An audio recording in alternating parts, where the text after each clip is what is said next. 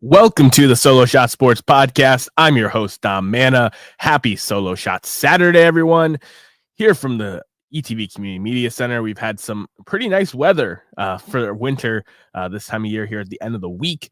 And we're starting this live stream early because ETV will be hosting an event today, a video event. It'll be really awesome to have this group in here and do that thing. So being very accommodating with the earlier start time. And, those of you that, missed me at 10:30 can listen back to this as well. So spring training, it's sprung. We're starting to have some spring training games, debuts, first homers of spring, highlights, injuries. Yeah, injuries. Injuries suck, but they are part of the game. They are expected, especially in a marathon season like baseball. There's so many freak things that can happen, and there's so many things that, especially on the pitching side of things, revving up and, using those muscles and trying to get that kind of spin and velocity consistently, things can go wrong.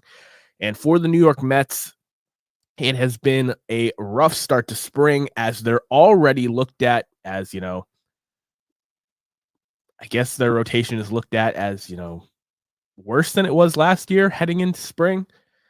Sean Manaea is, having oblique tightness, and he is, not sure if he's going to be ready for opening day. He's been, day to day with it. It does not look great. And Frankie Montas is out for a long time. So now guys that they got in trade like Griffin Canning and Trevor McGill are guys that are looking like they're going to make the opening day rotation.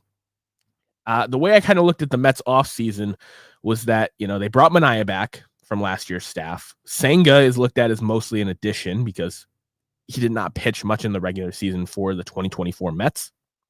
And then Severino and Quintana's spots were, re-rolled into Clay Holmes and Frankie Montas. Now, Clay Holmes, I'm getting to him actually in a few segments. He's looked pretty good this spring, and I think that the recent success of relief pitchers turning into starters, especially last season, it's very possible. It gives me more hope about the Clay Holmes starter thing.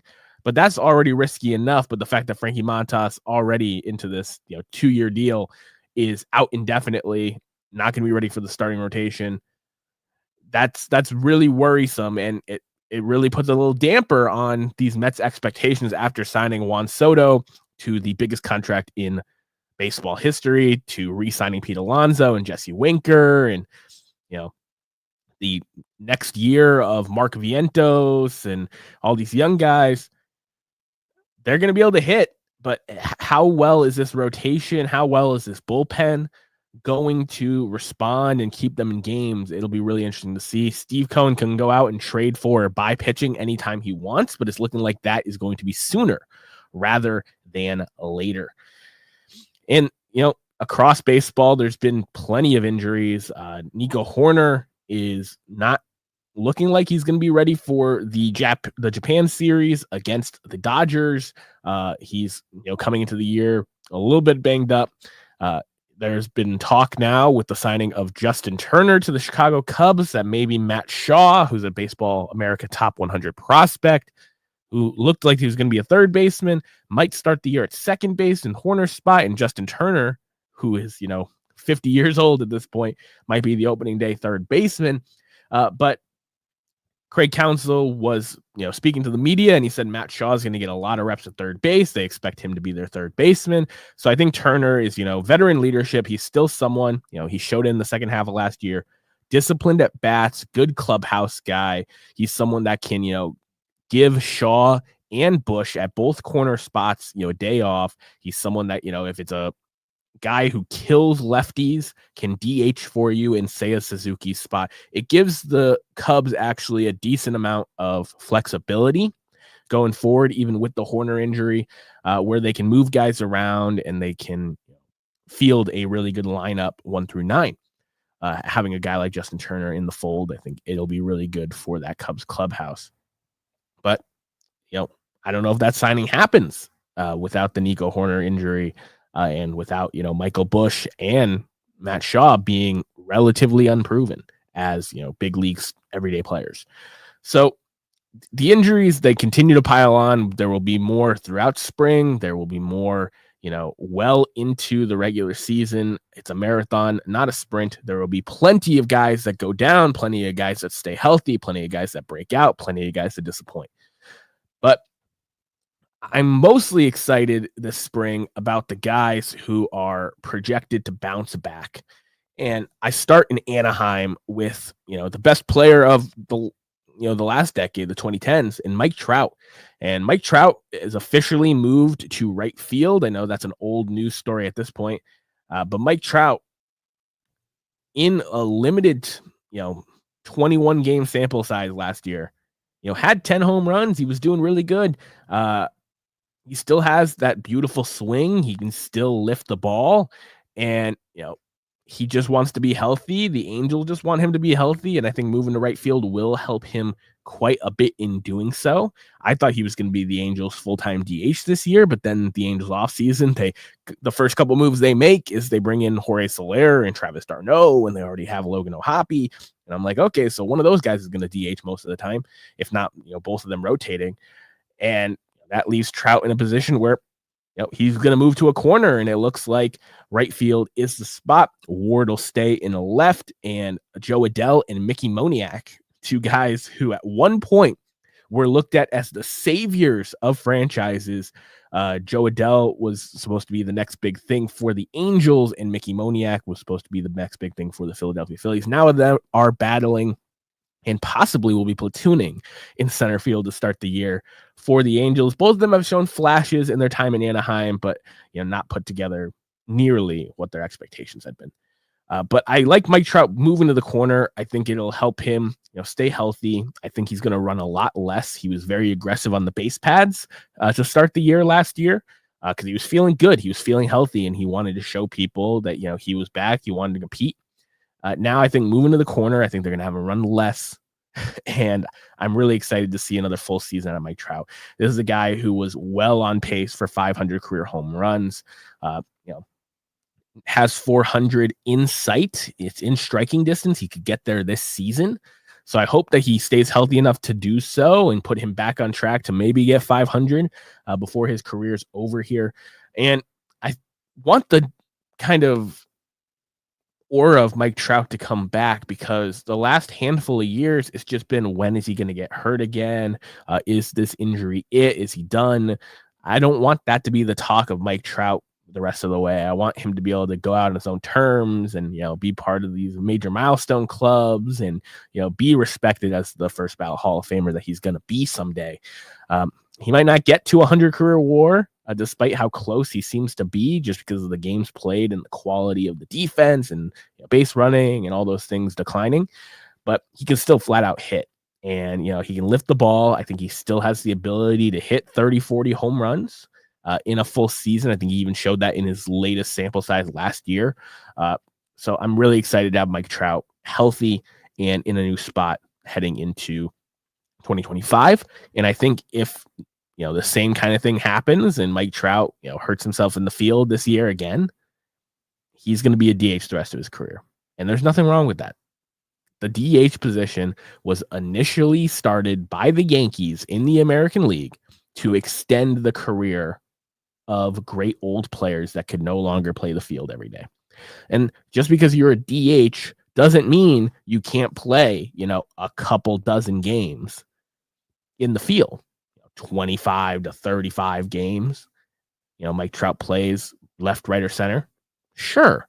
But putting him out there for 140, 150 might not be the play anymore. And we're going to find out this season. Another bounce back story that I'm watching very intently is Nolan Arenado. He has been, on an every other day path at Cardinals camp. He's getting out there. He's playing. He had his first home run of the spring. He's looked good. He's looked re-energized, refocused. And, he looks like he wants to get off this team. He looks like he's trying to show other teams that he's still got it and improve his trade value. And his trade value was kind of at an all-time low heading into the offseason. He was coming off, an injury, coming off a down year. But Nolan Arenado is one of the best third basemen I've ever seen. Not just defensively, he's a great offensive player as well, a doubles hitter, a guy who can really respond well. I know a lot of people are saying that he's, kicking himself about, nixing that Astros trade at the beginning of the offseason because now, look at what his options are. But I think Nolan Arenado is waiting for, a team to see they have an obvious hole, a team third baseman to go down kind of situation. And Nolan Arenado can fit right into a lineup. I'm very, very excited, to see Nolan Arenado bounce back, even though, in a bad season last year, he was still a league average hitter. He still hit over 20 home runs. Like, there's value there with the plus defense. Nolan Arenado, I think he wants to get out of there, and I think the Cardinals want him to as well, because right now, Wilson Contreras and Nolan Arenado playing every day at the corners as their highest paid players really makes it difficult to get all their young guys regular at bats. Where are you going to put Nolan Gorman? Where are you going to put Brendan Donovan? Where are you going to put Jordan Walker and Lars Nootbaar and Victor Scott and Michael Dasani and all these different guys? How are they going to get their everyday at bats? It's by moving off of a Nolan Arenado. So I'm very excited. I think he's going to have a big bounce back season. I'm not saying he's going to get back to MVP form, but he's definitely going to get back to, all-star Gold Glove consideration. And I'm very excited for it. He seems motivated. He seems healthier. And I'm very, very excited for the bounce back of Nolan Arenado. And the final bounce back that I wanted to talk about with this episode, who, has looked good this spring. And, bouncing back could mean a lot of different things for this player. But that is the fact that the Boston Red Sox have a, guy who seems to be overpaid, but for what he brings to the field as a leader and as a defender, I think is, fairly compensated. And that's Trevor Story. And Trevor Story, there hasn't been a ton of buzz about him at Red Sox camp because of the Alex Bregman signing, Garrett Crochet's debut, and the big three prospects and the Rafael Devers drama. Trevor Story's looked healthy. He's been, the everyday, obvious opening day shortstop. And, Trevor Story right now is projected to hit fifth in the lineup. And a lot of people are scared about that. I was scared when Trevor Story was in the 3-hole. I don't think he's a 3-hole hitter at this point in his career, but somewhere in the 5, 6, 7 range, I think he can still be there. People forget, before he came to Boston, he was extremely reliable. He played every day. He had a ton of pop for a shortstop. And I think he can get back to that kind of thing if he stays healthy. The Green Monster is great for right-handed hitters. We've seen year after year these right-handed hitters come in and have these really nice seasons. Tyler O'Neill last year, Adam Duvall, Hunter Renfroe, like the list goes on and on of guys who have done really well with the Monster. And I think Trevor Story can get back to, being a league average bat, being a slightly above league average bat, somewhere in the, 100 to 110 OPS plus range with the kind of defense that he provides. That's a huge bounce back for this Red Sox lineup. It allows Ceddanne Rafaela to stay in center field, chasing down every ball hit in his general direction. And, it's a guy who, if this Red Sox team is going to have the season they're capable of, he's a big, big domino in getting there, because if he's able to stay healthy and keep that middle defense solidified, it's going to have a ripple effect with the rest of the guys having their own spot to play every day. Kind of like what I said with the Cardinals with Nolan Arenado, with him backing up other people from getting everyday looks at a position. Trevor Story being the everyday shortstop will allow other guys to stay in their lane and to do their thing instead of having to play a bunch of different positions, move around, and not have the regular at-bats. He's a right-handed bat, lineup full of lefties, and I'm very excited to see what Trevor Story still has left in the tank here in 2025. Now, one of my favorite parts of spring training, especially as I've gotten back into fantasy baseball and I've followed pitching, I know a few of my league mates listen to this. So, here are some answers to the test. But, pitchers in spring, not every single pitcher, but at least one pitcher on every single team ends up, changing a grip on a pitch or trying to implement a brand new pitch altogether. And there were some, lower end guys I'm not going to talk about today, but all the guys I have here, I think, have the ability to be a top 3 starter in their rotation, and they are implementing a new pitch. And I think that's really exciting. Some of these guys, the pitch is going to be an absolute nothing burger. Some of these guys, this pitch is going to unlock a next level for them or be a secret weapon. And I'm really, really excited to see it. Kevin Gausman of the Blue Jays, who's coming off his worst season, since breaking out for the Giants back a few years ago, he's implementing a cutter this offseason. And I think that that's going to be a big impact for him. A cutter essentially will be able to help him with just a little bit of tunneling and movement off of the slider. So the sweeper sliders have a lot more movement than a cutter slider would. So it allows two pitches to come out of the same tunneling, have similar kind of movement, but end up in two different places. I'm excited to see Kevin Gausman, another bounce back candidate for this season. Kyle Harrison of the aforementioned Giants is implementing his own cutter slider, and I'm really excited about that because Kyle Harrison was a top pitching prospect. Everyone could not stop talking about the kid, and he throws about 80% fastballs.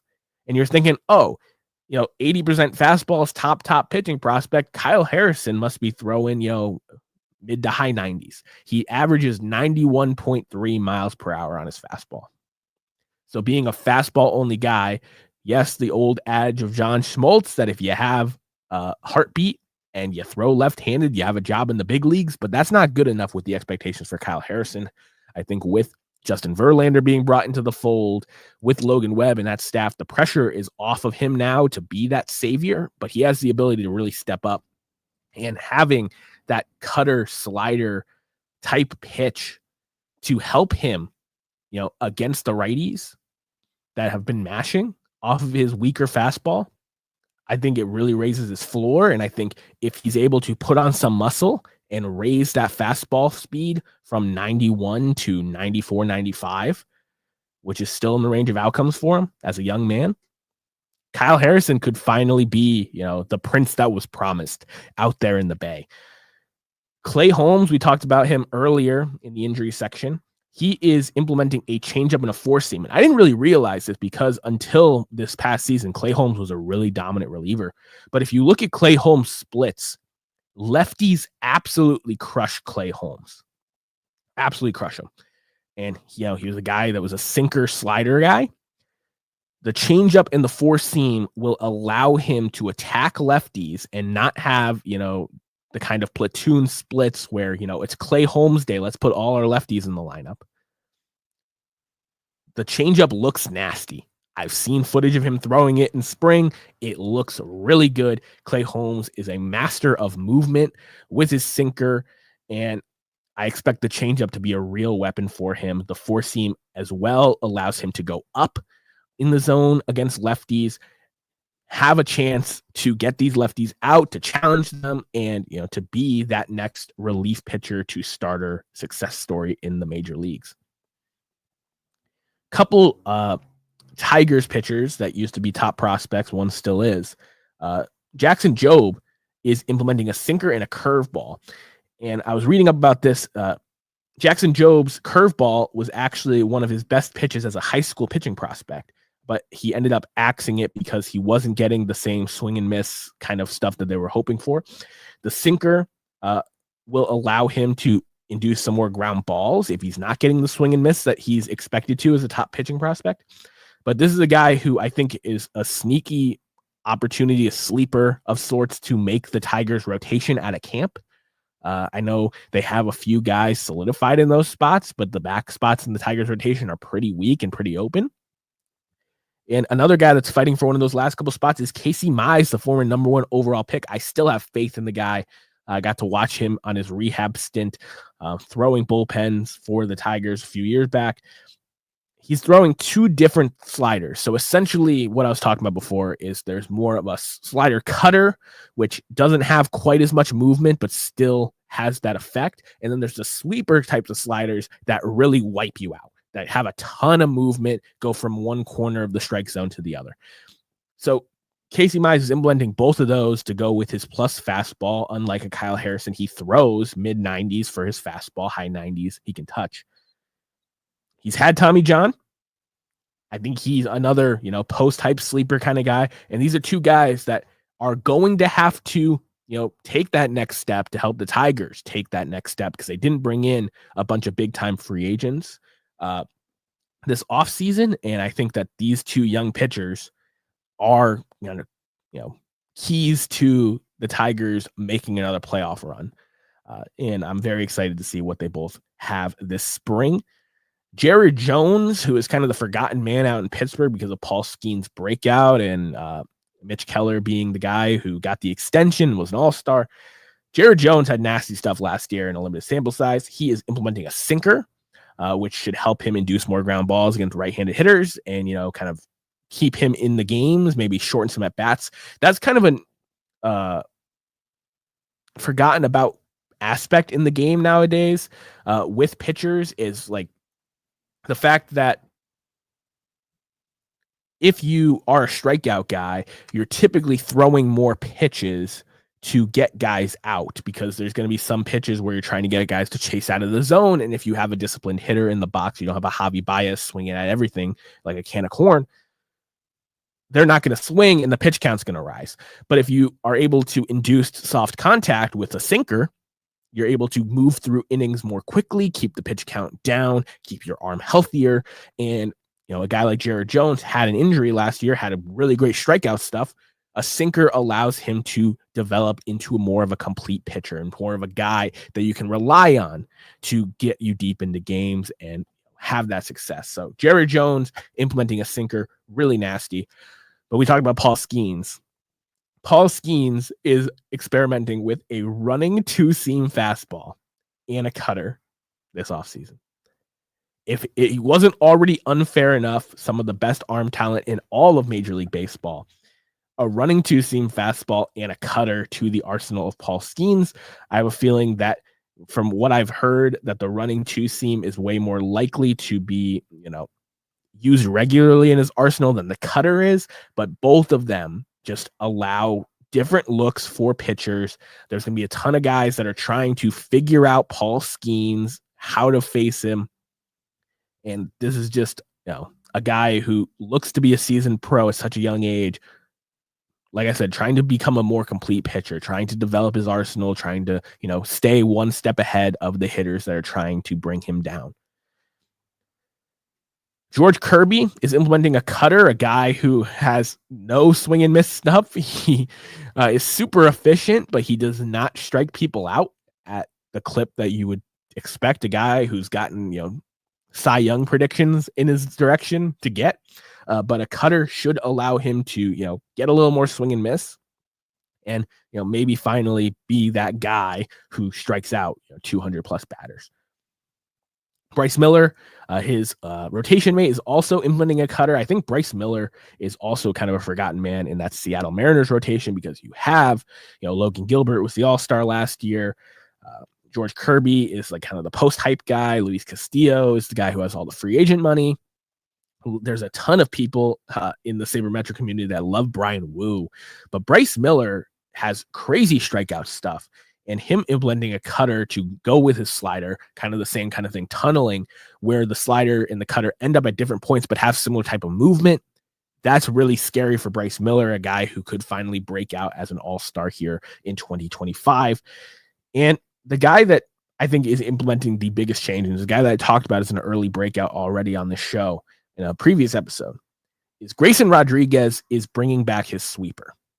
Now, when Grayson Rodriguez debuted as a rookie in 2022 or 2023, he had a sweeper, and Grayson Rodriguez got hit around a bunch, but his sweeper was his best swing and miss pitch. It looked like it was going to be his weapon for years to come. They went away from it in 2024, And while he had a better season in terms of ERA, in terms of BABIP, Grayson Rodriguez did not break out as that ace, that prince that was promised for the Baltimore Orioles. Corbin Burnes is out of town. It's Grayson Rodriguez's year to step up or shut up, and bringing back that sweeper with the season he's coming off of, I think has the ability to put Grayson Rodriguez not just in ace conversation, but if the sweeper can improve from his rookie season, which I would expect with the experience, with the age, with the muscle, it will. Grayson Rodriguez could be a damn Cy Young candidate here in 2025 with that sweeper back in his arsenal. So super, super excited. There's many other guys on staffs that are trying out new pitches. Some of them will be very successful. Some of them will not. Some of them won't even make it to the regular season as part of their arsenal. They'll say, well, we still need to workshop that. Maybe, we'll work on it throughout the year, but not throw it. But those guys have top 3 in their rotation potential, guys that have really good stuff, and I'm excited to see how those pitches are implemented here in 2025 and beyond. Here at the Solo Shot Sports Podcast, we'll throw it back down the third baseline to this day in baseball history. And March 1st actually had quite a bit of spring training injuries. Ted Williams breaking his collarbone on the first day of spring training. Jeff Kent had a broken thumb sliding into home. There was plenty of injuries that have happened in spring, which we talked about at the beginning of the show. They happen. But what really stuck out to me as, this day in baseball was the fact that there was a historic retirement on this day. A guy who in my baseball card hobby is looked at as the GOAT, as the most popular, the most collected player. Mickey Charles Mantle retired on this day in 1969. And, a lot of people thought that he was going to play in 1969. It was a surprise to some that were not in the know, not in the inner circle of the Yankees brass. But Mickey Mantle is a player who, was very misunderstood, I think, during his career. He was extremely popular. He was the Yankees' golden boy from Kansas, but he was troubled. He had demons, and it wasn't just from, tearing his ACL with a drain pipe early in his career in the outfield, twisting up his knee and, limiting his speed and, defensive range for the rest of his career. But he had a drinking problem. He had a big time drinking problem. The chairman of the board, Whitey Ford, Billy Martin, the Heartbreak Kid, they would go out drinking all the time, and they would take young Mickey Mantle with them. Mickey Mantle had those guys as, role models and friends for better and for worse. And you would think hearing these things, hearing that he tore his ACL before the modern medicine so early in his career, and that he had this drinking problem, that, his career stats wouldn't quite be inner circle because of it, even though he had the inner circle talent. Well, this is the reason why Mickey Mantle is, so popular and so collected. I think he was in New York at the right time, the golden age, this baby boomer baseball fans. He was on the best team. He won all these World Series, most World Series home runs. But Mickey Mantle has the combination of, what could have been, which is so exciting to people. The prospects sell for crazy money and are super collectible. Well, what can they be? Maybe they could have 536 home runs, the most by a switch hitter someday. Maybe they can have 2,415 career hits, a 298 career hitter, 110 career WAR. Maybe they can have these kind of numbers. Mickey Mantle had that thought, but also did that. Well over the rule of 2,000 hits, over 500 career home runs, 298 career hitter, 110 WAR. He had a fantastic career. He led the major leagues in WAR 6 different times. 3 of them, he had over 10 WAR, according to Baseball Reference. Those are elite seasons. Aaron Judge has now had 2 such seasons. He led the league in runs scored 6 times for a career 1,676 runs scored in 18 seasons. He hit 344 doubles and 536 home runs, 72 triples despite the knee injury, stole 153 bases. Extra bases on extra bases. He drove in 1,509 runs in his career. In the 1 year that he led the league in RBIs with 130 was the year he won the Triple Crown in 1956. Career high 52 home runs, career high 130 runs scored, and he batted .353 for his one and only batting title. He also was extremely patient. He led the league in walks 5 different times, had over 100 walks, another 3 times. He did lead the league in strikeouts a lot of times and did retire as the all-time leading strikeout guy. But he had more walks than strikeouts in his career.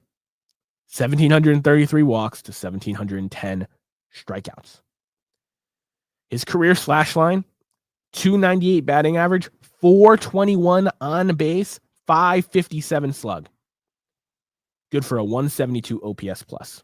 So in the golden era, despite the fact that, he had a drinking problem, despite the fact he was playing with a torn ACL that never healed correctly because he didn't get the proper surgery, he was 72% better than the league average hitter.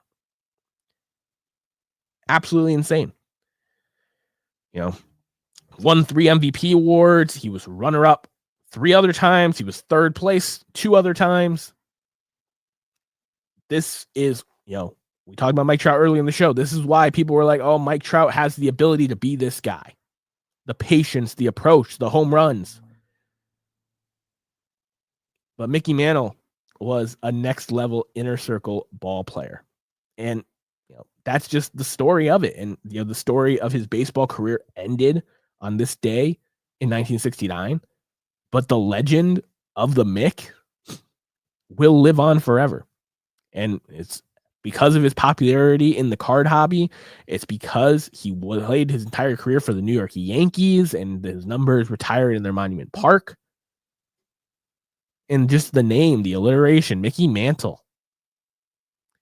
It's a guy who I think was incredibly misunderstood and was the perfect combination of factors for popularity at the perfect time. Retired on this day in 1969. And we'll see other big league stars retire this spring. Hats off to them. Amazing baseball careers. And Mickey Mantle's signed off on this date in 1969. Speaking of it being March 1st, we are less than 1 month away from big league baseball, from opening day. I know we have spring training baseball. It's exciting. We get to, watch these guys for the first time in months. We get to see these young prospects play against major leaguers. But spring training, for better or worse, the games don't matter. The games don't count. And I think that opening day baseball, it's one of the best days of the year. It means baseball is officially back for the next 6 months. I'm very excited. We technically don't even have to wait a month because of the Japan series. We will get, games that matter. Cubs, Dodgers in a couple weeks. But we're 1 month away from all the teams playing. And like I said, on the last couple shows, this is the first time in years I've been excited to watch my Red Sox going into the season. And who do my Red Sox open up the season against? You guessed it. The Texas Rangers and my guy, Marcus Semien. So I get to watch Marcus Semien and my Red Sox on opening day. I cannot wait. Appreciate each and every one of you who stopped by this Saturday. I know it started early. Jake, Sammy, Scott, Will, everyone that was in the chat, I appreciate you so much. Those of you that enjoyed the show, make sure you like the video and subscribe to the channel on YouTube if you haven't already, and share this show with a friend who loves the game of baseball as much as we do. 1 month away, I'll be here to prep you guys with all the news heading into the 2025 Major League Baseball season. I'll see you guys next week.